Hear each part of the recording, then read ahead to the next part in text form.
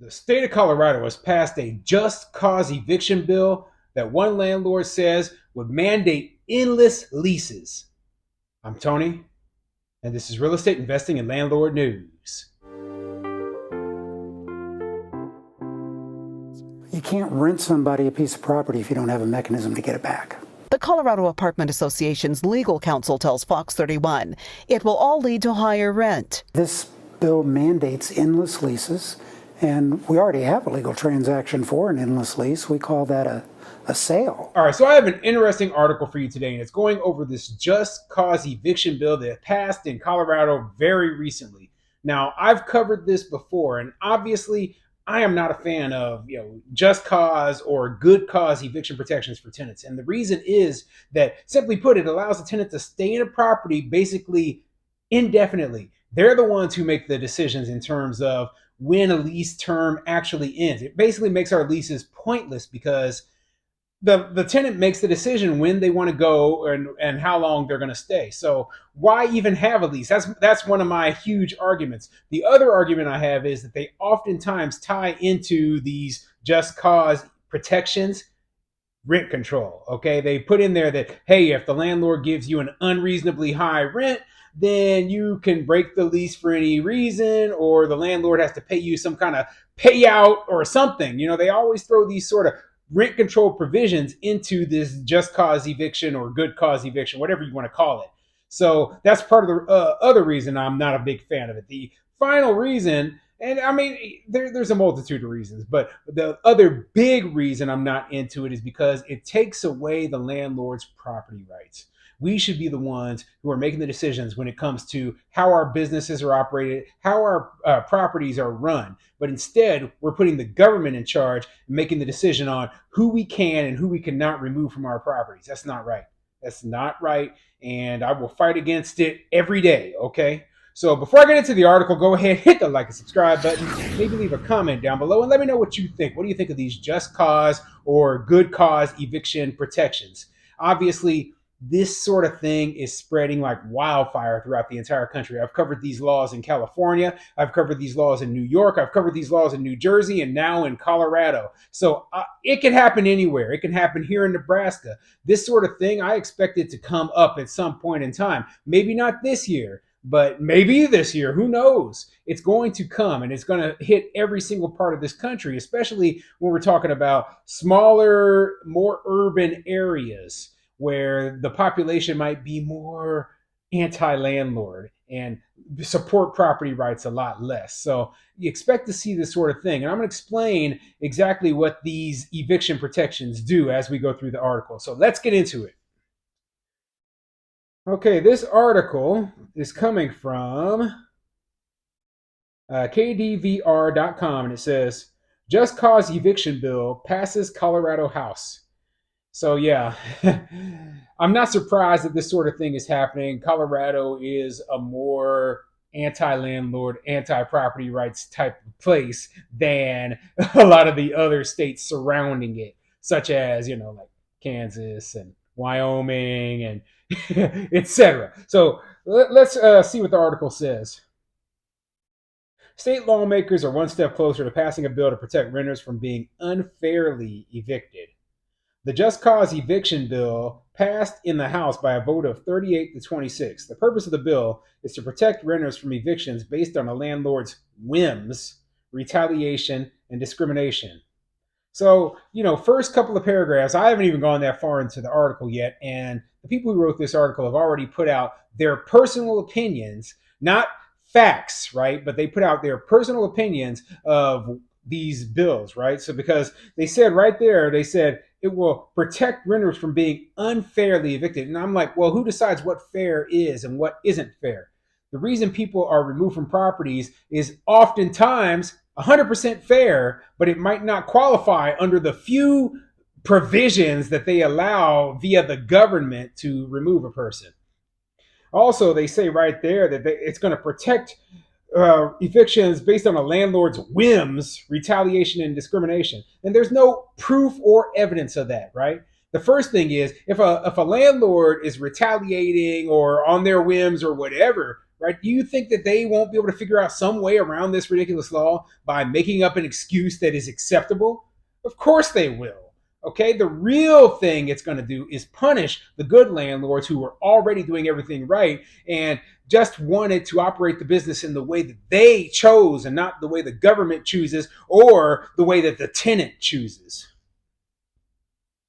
And now they're going to go into some of the hard luck. They always do this. They go into a hard luck story from a tenant. One renter, Jesse, told Fox 31 he has been illegally targeted by a landlord in the past. I've been paying my rent. I've been doing my part, but because you're biased for some reason, feel that you have to evict me, he said. State Representative Javier Mabry of Denver co-sponsored the bill to fight against the devastating impact of eviction. Those are burdens that working families really can't keep up with, he said, referring to the cost of paying the first and last month's rent at a new home and moving belongings. The bill only allows an eviction if a tenant fails to pay the rent after the landlord provides written notice, commits a serious lease violation without making corrections within 10 days of receiving written notice, refuses to allow the landlord to enter the property after 72 hours of written notice, or refuses to sign a new rental agreement with terms that are basically identical to the current one. So those are the reasons why landlords can remove tenant, right? Now, let me say this right now. These tenants, they think, oh, well, this is going to 100% protect us. Well, no, it's not. The first thing that I remind everyone, 92%. This is from a survey that was taken of the number of evictions throughout the entire country. 92% of all evictions are for non-payment of rent. That's more than 9 out of every 10. Okay? 9 out of every 10 evictions is for non-payment of rent. So already, the majority of people who are being evicted, they're not protected by this. So then you throw in these other things, where you commit a serious lease violation or refuse to let the landlord enter the property and et cetera, right? And I'm sure that we're talking about probably 99% of situations are covered by this. But I always like to, say, hey, that 1% of situations can put a landlord in a lot of trouble. A small landlord, especially a small landlord who doesn't have the ability to, fight an eviction case, who doesn't know all the rules, etc., can get railroaded by this nonsense. And the only thing they want to do is take their property back.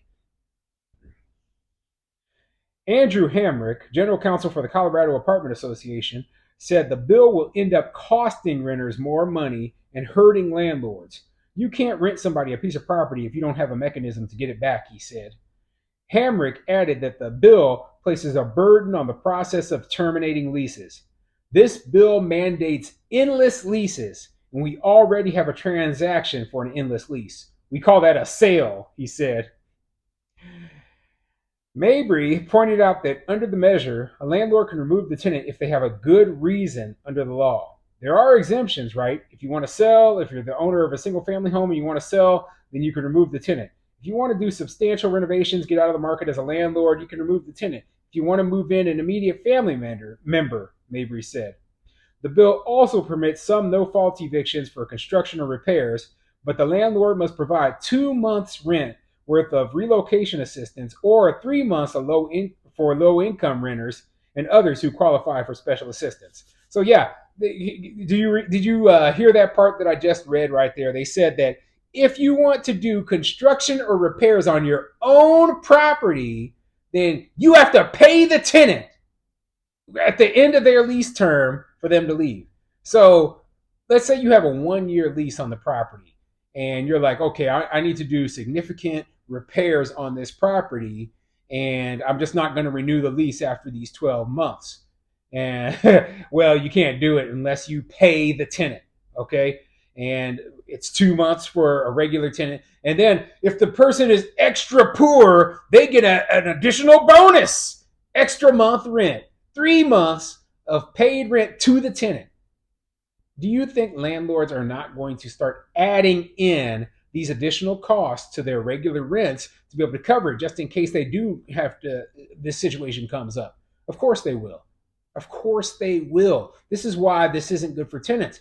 The landlords, every time a new rule or regulation is passed, we don't just, we're just not passive entities where, oh, well, whatever they say, we're not going to change anything about any way we're doing business because we're just going to accept it. And no, we're going to change the way that we operate in order to maximize our profits and work around the law as best as possible. So, if, for example, I have to pay 3 months of rent if I want to remove a tenant so I can do construction, well, guess what? My rents are going to be higher than they would have been before in order to cover that loss.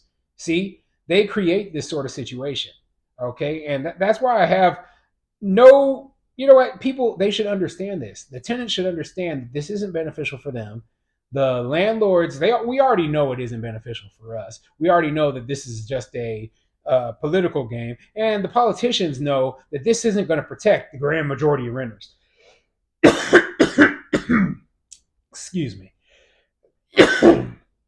So, what does this accomplish? Right?